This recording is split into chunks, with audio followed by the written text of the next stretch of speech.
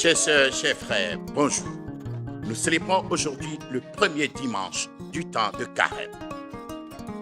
Et le thème de notre méditation, c'est « Combattons intelligemment pour vaincre le diable ». Matthieu 4, versets 1 à 11. Comment se fait-il que l'Afrique des exorcismes et des combats spirituels soit encore dans un si piteux état? Parce que nous combattons mal le diable en criant comme des magiciens et non en réfléchissant comme Jésus. Comment Jésus combat-il le diable? Ensuite, pourquoi nos combats spirituels échouent-ils? Enfin, comment combattre le diable intelligemment et avec succès aujourd'hui en Afrique? Premier point. Comment Jésus combat-il le diable? Non pas par des cris ou des formules magiques, comme les exorcistes de son temps, mais non pas en cherchant simplement à satisfaire ses besoins légitimes de paix, de royauté et de miracles glorifiants.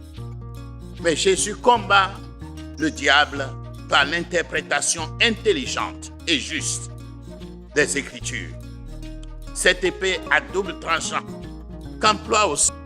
Il ne suffit donc pas de citer les Écritures pour qu'on soit vraiment de Dieu. Il faut avoir l'esprit de Dieu, l'esprit de celui qui a écrit sa parole. Pour bien combattre le diable, il faut avoir l'amour préférentiel pour Dieu. Et comme Jésus, avoir la fermeté dans son engagement pour Dieu. Ne pas se laisser distraire, ne pas se laisser attendrir par les paroles mielleuses du diable. Deuxièmement, pourquoi nos combats spirituels échouent-ils? Faute d'ascétisme et de mortification. Faute de bon usage de la parole de Dieu. Faute de fermeté dans nos résolutions. En effet, nous voyons toutes ces qualités chez Jésus, qui a jeûné pendant 40 jours au désert. On ne peut pas combattre le diable sans ascétisme. Et le christianisme africain ne veut pas de l'ascétisme. Nous ne voulons pas nous sacrifier nous-mêmes, nos penchants mauvais. Enfin, comment combattre le diable intelligemment aujourd'hui en Afrique? D'abord, identifier le diable chaque fois qu'il se présente, sans chercher à le voir partout.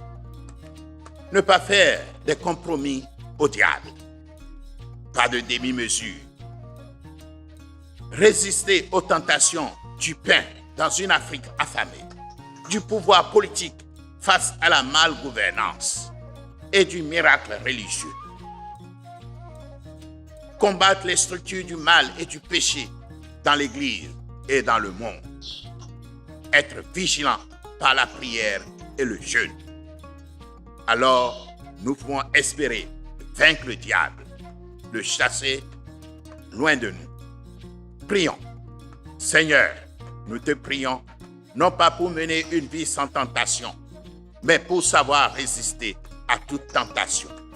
Donne-nous la sagesse, la bonne stratégie pour vaincre le mal et manifester ton nom, ton royaume, d'amour, de justice et de paix. N'oubliez pas de partager cette vidéo et de vous abonner à cette chaîne.